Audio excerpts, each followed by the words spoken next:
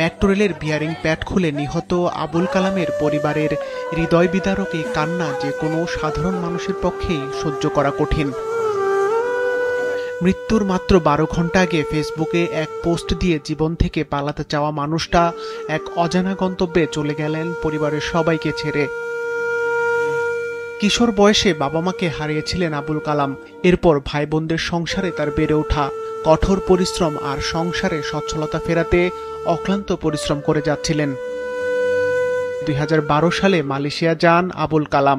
সেখান থেকে ফিরে ঢাকায় মতিঝিলের একটি ট্রাভেল এজেন্সিতে কাজ নেন। সেই কাজের জন্যই প্রতিদিন তাকে নারায়ণগঞ্জ থেকে ঢাকায় যাতায়াত করতে হতো।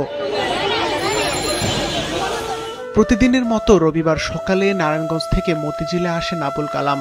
এরপর কাজের সূত্রে দুপুর 12:15টার দিকে রাজধানীর ফার্মগেট এলাকা দিয়ে যাওয়ার সময় মেট্রো রেলের পিলারের বিয়ারিং প্যাড খুলে তার মৃত্যু হয়।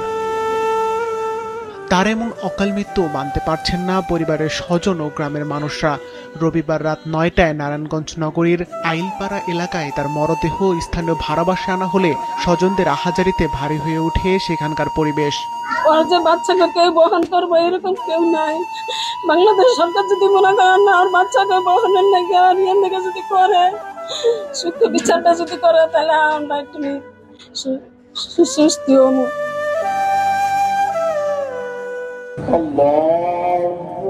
রাত 10টায় নারায়ণগঞ্জ সদর উপজেলার সিদ্ধিরগঞ্জে নতুন আইলপাড়া এলাকার বাইতুল ফালাহ জামে মসজিদে তার প্রথম জানাজা অনুষ্ঠিত হয়।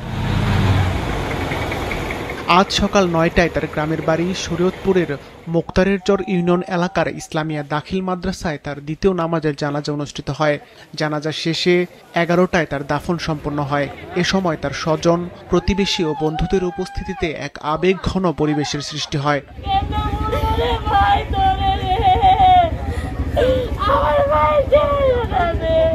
এই ঘটনায় মেট্রো রেল কর্তৃপক্ষকে দায়ী করে ক্ষতিপূরণ দাবি করেছেন তার স্বজনরা। সিফাত রহমান, মাছরাঙ্গা, নিউজ ডেস্ক।